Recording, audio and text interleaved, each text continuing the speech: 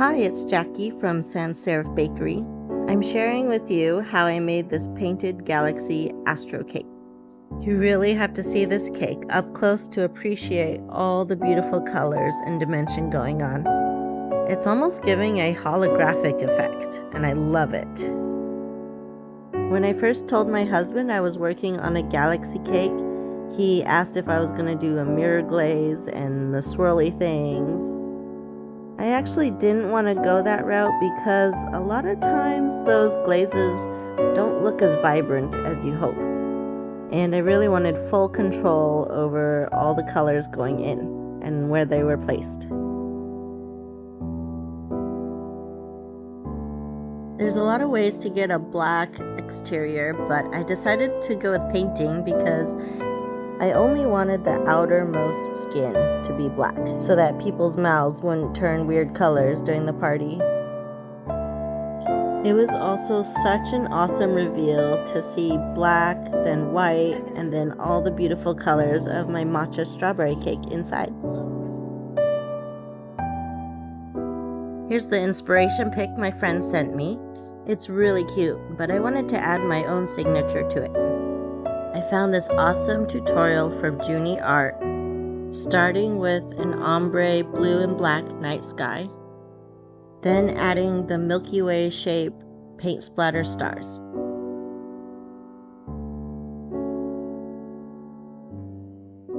Since I'm using a ganache covered cake base, I've learned that you only want to use fat-based paint or paints that will dry super quickly, such as powdered color mixed with alcohol. So here I'm mixing a dark blue, a dark purple, and black. The purple is a little bit thin, you'll see, but I'm just rolling with it. The black ends up being the most opaque. So it depends what kind of effect you're going for. The purple is a really nice watercolor type of coverage, and the blue is kind of in the middle, and then my black is pretty opaque, kind of like an acrylic paint coverage. And this was all purely accidental, and the first time I've ever done something like this, so I'm just gonna see how it goes. Okay, laying down colors was pretty exciting, and I was actually really happy at first. It wasn't pooling up or beading, which has happened to me in the past, but I quickly noticed that my brush strokes were showing in not a way I liked. I really wish I had a bigger brush, but that was the biggest one I had. But I kept going until the whole cake was covered. Then I thought maybe I could smooth out those brush strokes by dabbing it out with a paper towel.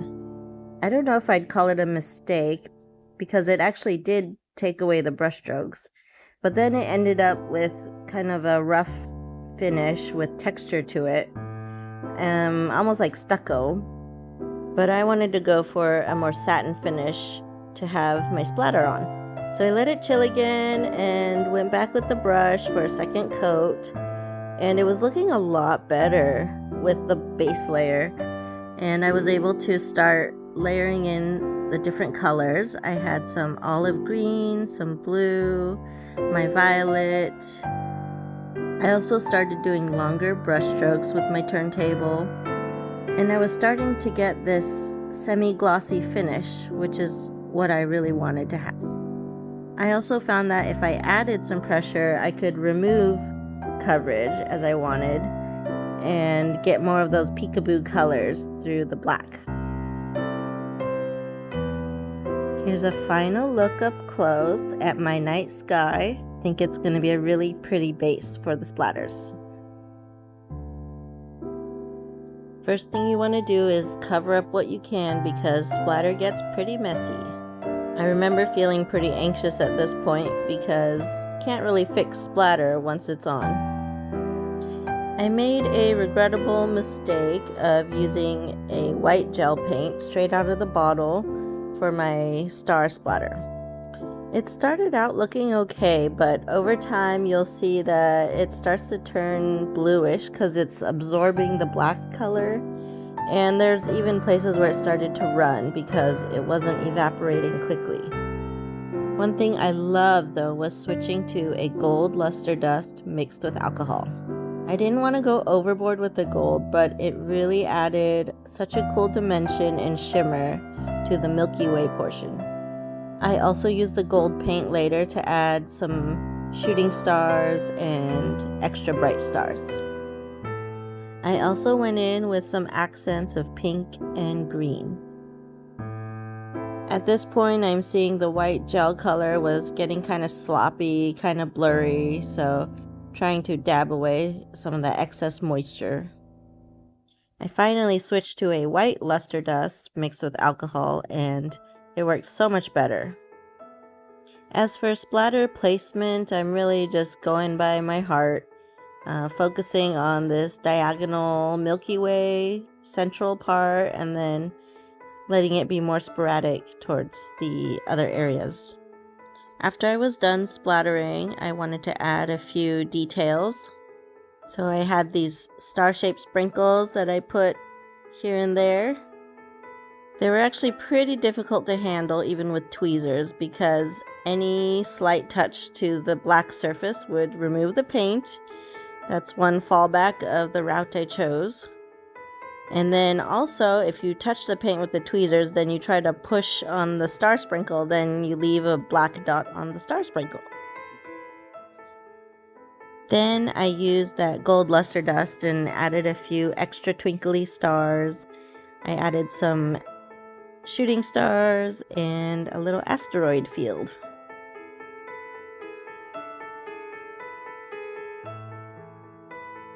For the shooting stars, I found it best to start with a dab and then just kind of swipe your brush quickly and confidently so that you have a straight line with a tapered end to it.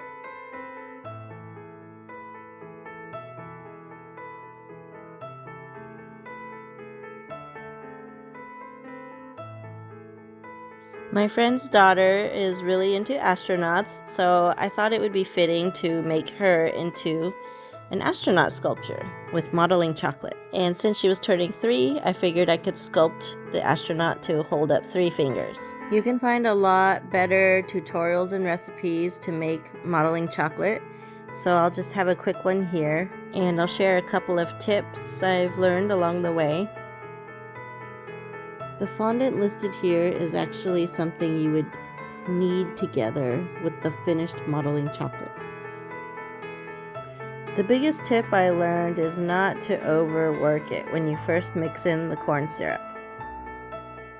You have to accept the fact that you're not going to sculpt anything right away, so just let time do its thing and let the cocoa butter meld. When the chocolate starts seizing, you just need to stop.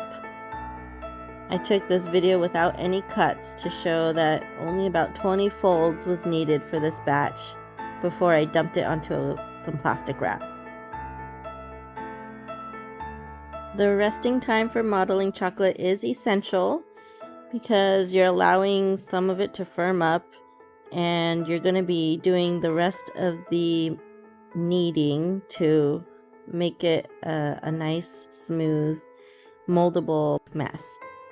So you just gotta wrap it up in plastic, make it kind of flat because the increased surface area just helps it cool faster. It's ready for kneading when the outer part is firm and the inner part is still kind of soft. Now you have to knead the heck out of it. The heat of your hands are going to help combine it to become a smooth clay. And that's why I like to wear gloves for this part because it gets pretty greasy pretty quickly. You have to know how to read the modeling chocolate for when it's time to set it aside and let it cool so that the cocoa butter goes back into the clay.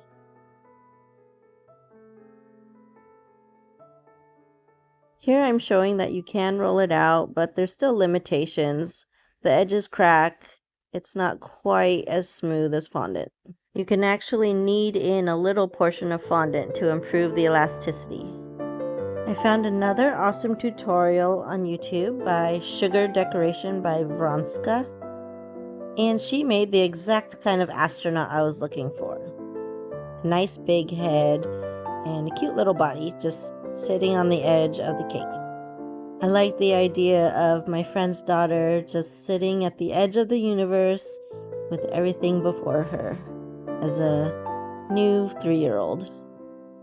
I actually didn't get any footage of me sculpting the astronaut, but it went pretty much like this with a little more struggle. Here's my finished figurine holding up her number 3. She's a girly girl, so I added pink, and I also added this cool little backpack. There's a central skewer to the astronaut, so all you need to do is find the right spot on your cake and drop it down. I'm taking so long because I'm trying to gauge the right distance for the legs to rest on the side but not dent my cake. I still ended up grazing the cake a little bit with the astronaut's heel, so I had to go in for some touch-ups. This super thin brush worked really well to reach behind the astronaut's legs. I also made a few wafer paper decorations, a lot like the inspiration pic. I made a little rocket ship and a shooting star and a moon and a Neptune. I stuck them in so that they were a little bit above the astronaut, kind of surrounding her and framing her. Final touches involve cleaning the cake board as close as you can to the edge of the cake. Normally with frosting you would just use a scraper, but I found out it wasn't really doing a good job. So I applied some alcohol to a paper towel and then put in a toothpick to get a really pointed fine end, and then you just run it around. It worked awesome. I think the key to this being a successful look is the cake having a really sharp edge and really straight sides. I have a couple tutorials on this, which I'll link in the description.